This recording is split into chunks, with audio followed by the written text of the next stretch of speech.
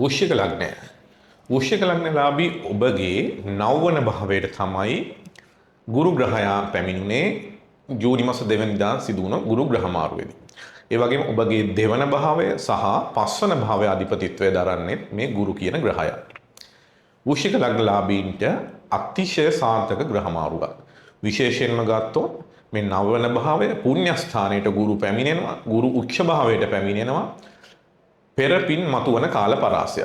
විශේෂයෙන්ම ගත්තොත් ආධ්‍යාත්මික ශක්තිය ඒ පැත්තට යොමු වෙන්න පුළුවන් අවස්ථා, තමන්ගේ කුසල ශක්තියින් වර්ධනය කරගන්න පුළුවන් අවස්ථා, මෙන්න මේ පැතිවලට යොමු වෙලා ඉන්න වෘශ්චික ලග්නලාභීන්ට අතිශයම සාර්ථක කාල පරාසයක්.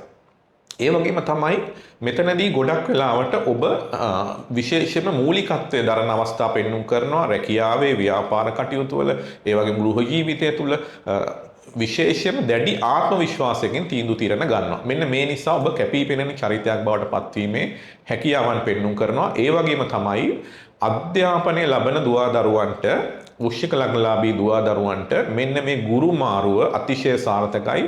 ඔවුන්ගේ අධ්‍යාපන කටයුතු සාර්ථකව කරගෙන යන්න පුළුවන්. Tamanගේ ඉලක්ක අරමුණු පැහැදිලිව හඳුනා ගන්න පුළුවන් කාල පරාසයක් සහ ඒ සඳහා සීග්‍රෙන් වේගයෙන් කැපවීමෙන් යන්න පුළුවන් උනන්දුව උත්සාහය මේ කාලය තුලදී පෙන්눔 කරනවා.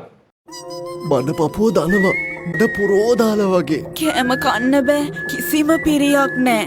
ඔළුවේ කැක්කුමයි වමන යන්නත් වගේ. ඉන්න බෑ, ગેස්ට්‍රයිටිස් වගේ. එකම විසඳුම රාජපුර පංචබල අමෘත පානය. දේශීය ඖෂධ වලින් නිෂ්පාදිත රාජපුර පංචබල අමෘත පානය ગેස්ට්‍රයිටිස් රෝගය සම්පූර්ණයෙන් සුව කරයි. මට දැන් 100%ක්ම හොඳයි. පුදුම සහනයක් නේ දැනෙන්නේ. හොඳ බෙහෙතක් තියාගෙන අපි අපරාධෙනි දුක් විඳින්නේ. දැන් අපි ગેස්ට්‍රයිටිස් වලට ටටා කිව්වා.